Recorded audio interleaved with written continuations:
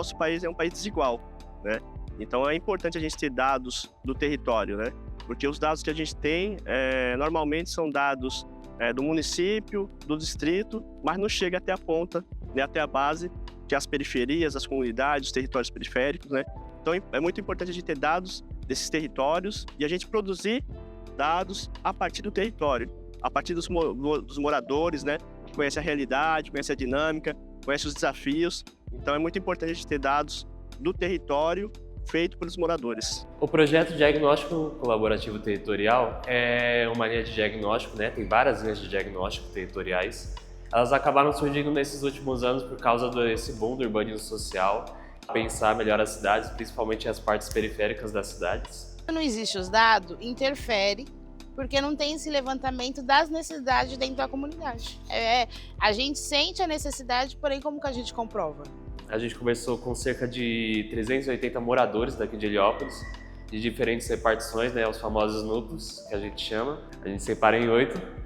Aí a gente conversou com eles, a gente foi variando, tem alguns que tem mais pessoas, tem outros que tem menos. A gente fez grupos focais também para entender algumas questões dos nossos 10 subtemas que a gente acaba pautando. Como tudo aqui é voltado para a educação não podia ficar de fora, inclusive é um dos nossos focos.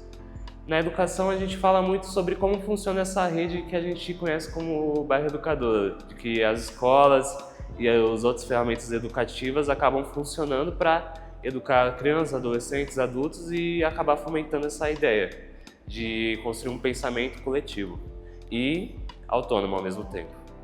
Na parte da saúde, a gente fala muito sobre os equipamentos aqui da região. Fala muito como é que eles estão funcionando, os equipamentos públicos, como os hospitais, as UPAs, outras coisas, e até mesmo como é que vai a saúde das pessoas do dia a dia. Na parte de emprego e renda, a gente se foca muito em se as pessoas estão trabalhando ou não, se está tendo vaga ou não, onde elas moram e tal, entre essas coisas. Mobilidade, que também tem um pouco a ver com isso, a gente está falando de como as pessoas acabam fazendo para sair daqui, né, que dizem que é uma área boa, mas só pelos nossos estudos parece que não é para todo mundo que essa mobilidade acaba funcionando, né? Essa questão do transporte público, entre outras coisas. Na questão de cultura, a gente fala muito sobre os equipamentos de cultura que tem aqui, tanto os públicos quanto os privados, e a gente acaba descobrindo que a maioria deles o pessoal acaba não conhecendo. Na parte de participação social, a gente acaba perguntando para as pessoas como é que elas acabam incidindo dentro do lugar onde elas moram, seja pelas ONGs que estão aqui, seja pelas instâncias de participação pública, como conselhos, conselhões, outras coisas, como o voto, como é que as pessoas estão pensando em quem elas escolhem para ser os seus representantes, seus vereadores, seus deputados, entre outras coisas. Na parte de meio ambiente, a gente tem pautado um pouco que a gente não tem cobertura vegetal aqui e que as que a gente tem estavam precisando de uma manutenção melhor, estava precisando de mais alguém ali em cima, que o próprio Estado acabasse dando um jeito de consertar muitas coisas que a gente acaba vendo por aqui.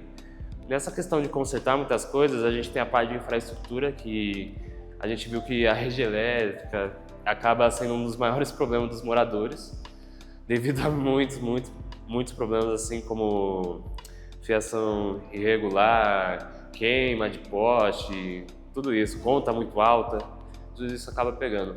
A gente também fala um pouco sobre moradia, que a ideia é a gente comentar como é que as pessoas estão vivendo dentro das próprias casas, está muito lotada, tem gente demais para um cômodo só, se tem condições dignas de moradia, né?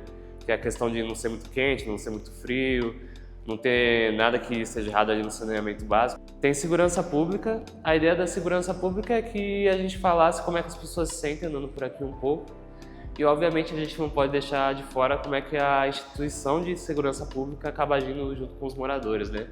E desde o início a gente sabia de uma coisa, né? Essa parte de segurança pública, talvez um dos maiores problemas é como o Estado acaba lidando com a gente ou achando que a gente é um problema de segurança pública, não que a gente deveria ser pautado por ela.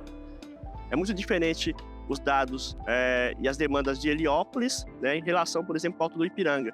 Mesmo sendo próximo, sendo do mesmo distrito, né? Então tem uma diferença. Então é muito importante a gente criar esses mecanismos que disponibilizem dados para a nossa comunidade, para o nosso território, e fazendo junto com a comunidade, né, e contando também com a participação, com a parceria de outros órgãos, como as universidades públicas, né, o próprio poder público, mas partindo da base, né, da história dessa comunidade, desse território. Então eu acho que quando você consegue fazer essa junção e essa rede de apoio, né, você consegue construir dados que vai facilitar esse processo de trazer políticas públicas para o nosso território e atender a nossa demanda. Quando se tem dados, acontece que a gente pode buscar. O que deu certo pra gente desde que se iniciou a ocupação e todo o resto foi que a gente tem que lutar pela gente. Eu acho que esse talvez seja o maior legado, reforçar essa história de que se Heliópolis está com problemas, os moradores vão ser os primeiros a bater e falar: a gente quer mudança, a gente quer inferir nisso, vamos fazer diferente. Eu acho que o diagnóstico ele pode até ser uma linha para futuras pesquisas, futuros outros projetos, equipamentos.